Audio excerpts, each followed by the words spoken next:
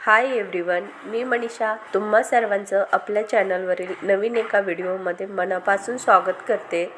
आता काही दिवसानंतर आषाढी एकादशी येत आहे आणि एकादशी म्हटलं की आपण उपवास पकडतो। दिवसभर उपवास करायचा म्हणजेच फळ, दूध आणि काही उपवासाचे जे पदार्थ असतात तेच खायला चालतात, बाकी पोळी भाजी वगैरे खात नाहीत। तर एकादशीसाठी स्पेशल मी एक रेसिपी घेऊन आलेली आहे साबुदाणा खिचडीची। पण ही रेसिपी माझी नाही आहे, तर यावर्षी शिवरात्री महिन्यामध्ये आम्ही महादेवाच्या मंदिरामध्ये पाया पडायला गेलो होतो। तिथेही भंडाऱ्यामध्ये आम्हाला महाप्रसादामध्ये दिलेली साबुदाणा खिचडी होती आणि सोबत दही दिलं होतं। तर यामध्ये काहीतरी टेस्टी अशी वस्तू होती। प्रसाद म्हणून एवढा गोड होता का ही खिचडीच गोड होती तेच कळालं नाही। त्यानंतर मी 2-3 वेळेस घरी बनवली, मला खूप जास्त आवडली। त्यानंतर मी व्हिडिओ तुमच्यासोबत शेअर करावा म्हटलं, तर चला आज तुमच्यासोबत हा व्हिडिओ आपण शेअर करूयात। तर सर्वात अगोदर इथे मी रात्रभर 1 वाटी साबुदाणा भिजत ठेवलेला होता। 2 ते 3 वेळेस पाण्यानं स्वच्छ धुवून त्यावरती थोडंसं पाणी टाकलं। साबुदाण्याच्या वरती 1 इंच एवढं पाणी ठेवून रात्रभर साबुदाणा भिजत ठेवला। कमीत कमी 7 ते 8 तास साबुदाणा भिजला। त्यानंतर सकाळी मी कढाईमध्ये थोडंसं तेल टाकले। उपवासाला शेंगदाण्याचं तेल वापरतात, दुसरं तेल कोणतंही खाल्लं जात नाही। आणि मी उपवास असेल तर साबुदाण्याला एक तर तूप तरी टाकून बनवते, नाहीतर मग गोड साबुदाणा बनवायचा किंवा मग शेंगदाण्याचं तेल, हे 3च पर्याय असतात। तर तुम्हीसुद्धा शेंगदाण्याचं तेल किंवा तुपामध्ये साबुदाणा बनवा। भंडाऱ्यामध्ये आम्ही जे साबुदाणा खाल्ला होता त्यामध्ये असे बटाट्याचे लांब लांब काप केलेले होते। चौकोनी वगैरे बटाटा कट केलेला नव्हता, म्हणून मी सुद्धा असेच पातळ पातळ बटाट्याचे काप करून घेतलेत आणि गरम तेलामध्ये टाकून यांना 2 ते 3 मिनिट आपल्याला फुल स्पीडवरती परतवून घ्यायचे।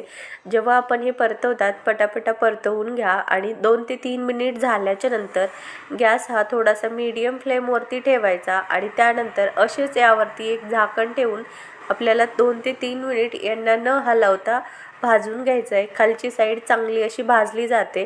2 ते 3 मिनिटानंतर पुन्हा झाकण काढून यांना व्यवस्थित परतवून घ्यायचं। वरची बाजू खालच्या साईडला तेलात करायची, पुन्हा झाकण ठेवून यांना फ्राय करून घ्यायचं। असं 2-3 वेळेस करायचं, म्हणजे आपला जो बटाटा आहे तो चांगल्या प्रकारे पहा इथे गोल्डन ब्राऊन होईपर्यंत तळला जातो आणि एकदम छान कुरकुरीत असा होतो। जर तुम्ही हिरवी मिरची टाकणार असेल तर बटाटे टाकायच्या अगोदरच हिरवी मिरची भाजून घ्या आणि जर लाल तिखटात बनवणार असाल तर अशाच प्रकारे करा। इथे आपले बटाट्याचे काप चांगले असे कुरकुरीत झालेले आहेत। आता यामध्ये आपल्याला साबुदाणा भिजवलेला घालायचा आहे। साबुदाणा चिकट होऊ द्यायचा नाही, कोरडा असा मोकळा साबुदाणा असेल तर खिचडी खूप छान होते आणि खायलासुद्धा खूप चांगली लागते, व्यवस्थित भाजली जाते। तर इथे सर्व खिचडी आपण हाताने अगोदर मोकळी करून घ्यायची आणि त्यानंतर तेलामध्ये टाकायची, म्हणजे आपल्याला मिक्स करायला सोपं जातं।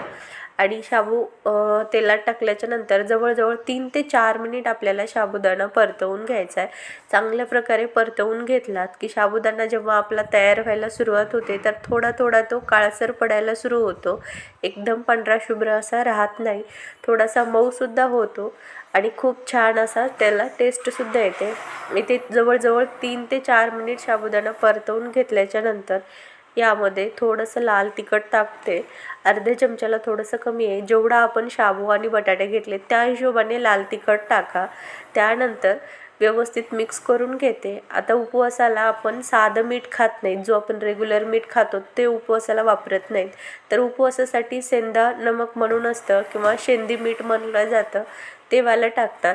तर इथे सुद्धा मी सेंधी मीठ टाकून थोडंसं व्यवस्थित मिक्स करून घेते। किती साबुदाणा आहे, लाल तिखट किती टाकले याप्रमाणेच तुम्ही सुद्धा टाका। मी अर्ध्या चमच्याला थोडंसं कमी टाकलं, कारण सेंधी मीठ थोडंसं जास्त खारट असतं म्हणून थोडंसं कमी टाका। व्यवस्थित असं मिक्स करून घ्यायचं। मिक्स करून घेतल्याच्या नंतर यामध्ये शेंगदाण्याचा कुटा टाकायचा आहे, आमच्या इकडे कुटा म्हटलं जातं। मी जो टाकत आहे तो थोडासा बारीक आहे, पण तुम्ही थोडासा मोठा मोठा ठेवा, कारण मोठा शेंगदाण्याचा कुट्टा वाटलेला साबुदाण्यासोबत खाताना खूप छान लागतो, त्याला खूप मस्त टेस्ट अशी येते आणि थोडा मोठा मोठा दिसतो ना, त्यामुळे तो आपल्याला खावासा पण वाटतो। शेंगदाण्याचे कूट टाकल्याच्या नंतर व्यवस्थित परतवून घेतलं 3 ते 4 मिनिट आणि त्यानंतर झाकण ठेवून आपल्याला आता अजून 3 ते 4 मिनिट याला व्यवस्थित वाफवून घ्यायचं आहे. त्यानंतर आपला जो साबुदाणा आहे तो एकदम तयार होतो. आता इथे तुम्हाला थोडासा साबुदाणा काळसर दिसत असेल आणि थोडासा पांढरा, तर ते सनलाईटमुळे तसं दिसत आहे. त्यानंतर असा हातावरती घेऊन शाबू पाहायचा की आपला शाबू चांगला शिजलेला आहे की नाही. व्यवस्थित असा आपला साबुदाणा तयार झाला. त्यानंतर आता हा आपण काढून घेऊयात.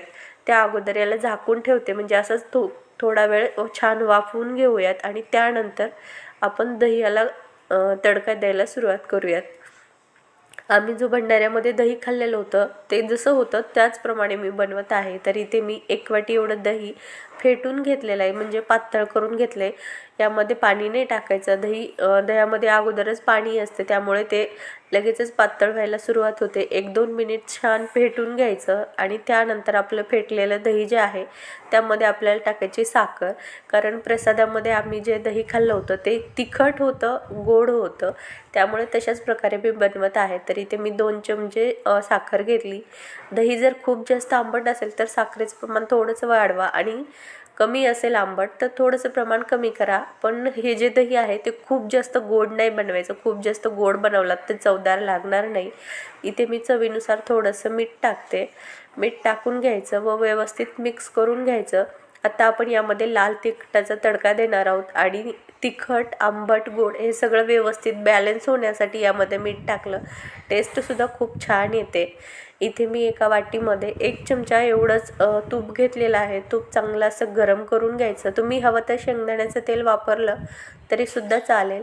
तेल छान असं गरम होऊ द्यायचं, तूप गरम होऊ द्यायचं आणि गरम झालं की इथे मी एक चूक केली की गॅस चालूच ठेवला आणि यामध्ये लाल तिखट टाकलं. तर तुम्ही तूप तेल गरम झालं की लगेच गॅस बंद करा आणि ह्यामध्ये थोडीसं लाल तिखट टाकून घ्या. व्यवस्थित मिक्स करा आणि लगेच गरम गरम दह्यामध्ये टाका. जास्त वेळ वाटीमध्ये किंवा पळीमध्ये ठेवू नका, नाही तर अशा प्रकारे तडका थोडासा चटकला जातो किंवा करपला जातो. म्हणून पटकन काढून घ्या आणि व्यवस्थित मिक्स करा. आता यामध्ये आपलं सर्व साहित्य टाकलं आहे तर हे तयार झालेलं आहे. आत्ता आम्ही जेव्हा शिवरात्रीमध्ये प्रसादाची थाळी आमच्याजवळ प्लेट आली होती त्यावेळेस त्यामध्ये अशा प्रकारे बनवलेला साबुदाणा होता. त्याचसोबत दही, जे आत्ता मी तडकव्याला दही दाखवलं ते दही, त्याचबरोबर साबुदाणा वडे आणि उपवासाचे पापड असे एक पूर्ण प्लेट त्यांनी तयार करून दिलेली होती फराळाची. तर आपण त्यापैकी फक्त 2च बनवलेत, दही आणि साबुदाणा. आता इथे एक मी गोष्ट महत्त्वाची सांगायची विसरली होती, ती सांगते. भरपूर ठिकाणी साबुदाणा खिचडीमध्ये जिरे पण टाकले जातात आणि कोथिंबीर पण टाकली जाते. तर उपवासाला कोथिंबीर पण चालत नाही आणि जिरे पण चालत नाहीत, पण काही ठिकाणी काही भागांमध्ये टाकतात. मी पण पाहिले की आमच्याच पाहुण्यांमध्ये आहेत की ज्यांच्याकडे जिरे टाकून साबुदाणा बनवला जातो, पण उपवासाला खात नाहीत. त्यामुळे तुम्ही पण टाकू नका. आणि कोणी कोणी आमटी पण बनवतो टोमॅटोची, तर तीसुद्धा तुम्ही बनवू नका. चला तर मग अशा प्रकारे आपली उपवासाची प्लेट बनवून तयार झालेली आहे. तर आजची रेसिपी तुम्हाला कशी वाटली कमेंटमध्ये नक्की सांगा आणि रेसिपी आवडल्यास चॅनलला लाईक आणि सबस्क्राईब करायला विसरू नका.